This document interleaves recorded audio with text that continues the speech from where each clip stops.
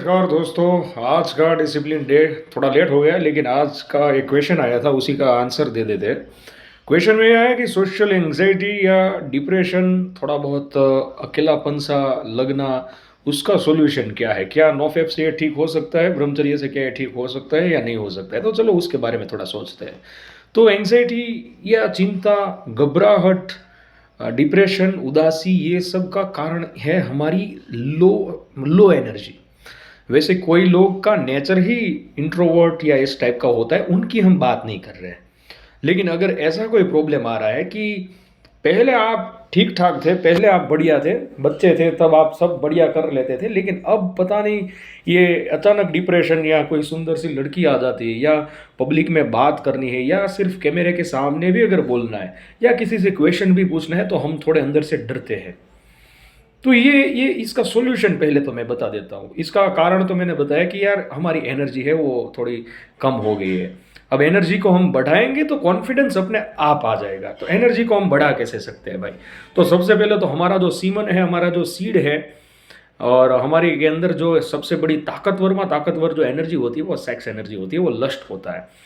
मतलब sex energy होती है, और लस्ट में वो बह जाती है एनर्जी। अब अगर वहाँ पे हम उसको रोके कि ये वहाँ पे ना बहे, चाहे आंखों से हो या कुछ गंदा सुनने से, फिर हमारी कोई गंदी कल्पना हो गई है उसके कारण अगर हो, जहाँ जहाँ से हमारी एनर्जी वो लीक हो रही है, हम उसको बचा रहे हैं कि हम लीक ना होने दें। उससे हमारी एनर्जी बढ़ेगी। दूसरा, उससे सिर्फ उससे कुछ नहीं होगा, उस एनर्जी को यूटिलाइज भी करना होगा। इसके लिए हमें एक्सरसाइज वगैरह करनी होगी, इसके लिए हमें कुछ क्रिएटिव भी करना होगा, उसके लिए पढ़ना होगा, उसके लिए अपने आप को बेहतर बनाने के लिए पूरा हमें प्रयत्न करना होगा। तभी जाके हमारे अंदर ऊर्जा बढ़ेगी। हमको क्या करना है? सिर्फ ऊर्जा को बढ़ाना है भाई। और सबसे ज़्यादा ऊर्जा बढ़ती है, जो मेरा खुद का पर्सनल अनुभव है, वो है प्राणायाम से। भाई जिसको भी ये टेंशन है, दिक्कत है, प्राणायाम स्टार्ट करो। प्राणायाम कौन से प्राणायाम होते हैं? तो पहले कपालभाति, फिर अनुलोम विलोम प्राणायाम, फिर आता है हमारा जो भस्त्रिका प्राणायाम। भाई भस्त्रिका से इतनी ज़्यादा ऊर्जा बन जाती है भाई, इतने आप उत्साही बन जाते हो, इतने आप जोशीले बन जाते हो, इतने आप कॉन्फिडेंट बन जाते हो कि भाई आप मतलब उसका आप एक बार करके देखो। मैं यहाँ पे बोलूँगा पे भाई गुड़ है, वो मीठा है, तो उससे कुछ नहीं होगा। आप करके देखो। और काफ़ी लोग हैं ना, वो कंसिस्टेंट नहीं रह पाते हैं भाई। एक दिन करते हैं, बोलते हैं कि यार कुछ नहीं हो रहा है, यार ये सब तो बकवास चीज़ है। भाई एक बार आप एक वीक करके देखो, क्योंकि हमारा बॉडी, हमारा माइंड सब डिटॉक्स होता है भाई। सबसे पहले तो इससे क्या फ़ायदा होगा पता है? हमारा डाइजेशन अच्छा होगा। भारत के लोग या कहीं भी कितने भी लोग हैं जहाँ पे है, उनके डाइजेशन की अभी प्रॉब्लम बहुत ही हो रही है। सबका डाइजेशन है वो खराब हो रखा है। तो डाइजेशन ठीक करने के लिए प्राणायाम है। और गट को हमारा दूसरा ब्रेन बोलते हैं। जिसका पेट साफ है उसका सब क्लीन है भाई। पेट, यहाँ से ऊर्जा है, पेट का बहुत ही संबंध है ऊर्जा से। पेट क्लीन होना चाहिए। जितना कब्ज वगैरह रहेगा, दिमाग भी उतना खराब ही रहेगा भाई। आप देखना, आपके दैनिक काम में आपका मन भी नहीं लगेगा अगर आपके पेट में कुचड़ा है, वो भरा हुआ है, अगर कचरा वचरा है तो। और मन है वो भी कहीं पढ़ाई में नहीं लगेगा, आपको खाम खा वो बर्डन लगेगा। तो पहले तो ये डाइजेशन अच्छा होगा भाई, प्राणायाम भस्त्रिका। और उसके बाद होता है आखिरी जो भ्रामरी प्राणायाम होता है। और उसके बाद भाई अगर आपको वॉइस को ताकतवर बनाना है, वॉइस को आपको जोशीला बनाना है, आपका वॉइस ऐसा हो कि वो वॉइस एट्रैक्टिव बने, उसके लिए हम ओ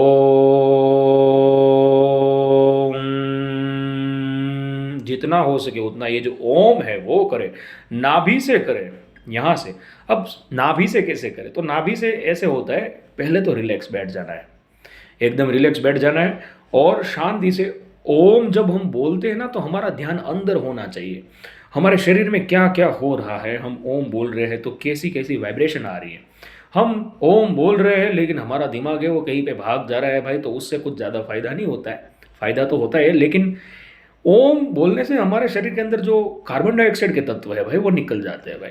ऑक्सीजन लेवल बढ़ जाता है। हमारा वॉइस है वो बहुत ही अच्छा, अट्रैक्टिव, लोगों का ध्यान खींच सके ऐसा वॉइस बन जाता है भाई। तो बहुत ही फायदे हैं। ये सारी चीज़ें जब आती चली जाएगी, आपके लुक बेहतर हो रहे हैं, आपकी वॉइस बेहतर हो रही है, आप दैनिक पढ़ते हैं, आपकी पर्सनालिटी अच्छी हो रही है, तो कॉन्फिडेंस अपने आप आ जाएगा। और सबसे ज़्यादा हमारा कॉन्फिडेंस गिरता था हमारी नीयत खराब होने के कारण। लड़की देखी नहीं और नीयत खराब हुई नहीं। अब हमने हमने अपनी नीयत को देखना शुरू किया। जब हम अपने ऊपर भरोसा करने लगते हैं, तो हम काबिल बन जाते हैं कि दुनिया हम पे भरोसा करने लगे। तो पहले हम अपनी थोड़ी नीयत सुधारें, ईमानदारी रखें। एक दिन में कुछ नहीं होगा दोस्त, किसी का कुछ नहीं होता एक दिन में। मैं भी काफ़ी टाइमों से ये कर रहा हूँ, पूरा अपना ब्रेन है, सिस्टम है, रिवायर कर रहा हूँ। आप भी अभी स्टार्ट करो, क्योंकि हमने ही बिगाड़ा है तो हम ही सुधार सकते हैं भाई। कोई आशीर्वाद दे देगा और हम सुधर जाएंगे ऐसा नहीं है भाई। ये सब हमने ही खेल बिगाड़ रखा है, हमने ही हमारी मानसिकता बिगाड़ रखी है।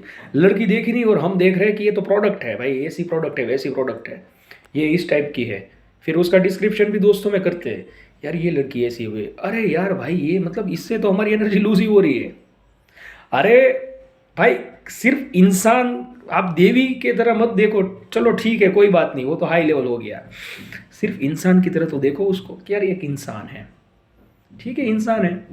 जैसे कोई जानवर है तो ये जानवर है, ठीक है, ये इंसान है, खूबसूरत है, ठीक है भाई खूबसूरत है। भाई चिपकना नहीं है भाई, हमारी गलती क्या है, हम उसमें चिपक जाते हैं। जहाँ जितना चिपके उतनी एनर्जी हमारी लूज हो जाएगी। तो एक तो ये है, हमारी नीयत जितनी साफ होगी हम अंदर से राजा बनते जाएंगे, ये आप देख लेना। ईमानदारी जितनी बढ़ती जाएगी अंदर से राजा वाली फीलिंग आएगी। सिर्फ नॉफएप के बारे में नहीं बात कर रहा हूँ, आप कोई भी काम करो, कोई भी काम करो, सिर्फ सिंसियरिटी से, ईमानदारी से करो। शुरुआत में असफलता मिलती होगी, लेकिन भाई साहब आपको फ़ायदा आगे जाके होगा ही। आज के लिए इतना ही, मिलते फिर अगली वीडियो में। जय हिंद, वंदे मातरम।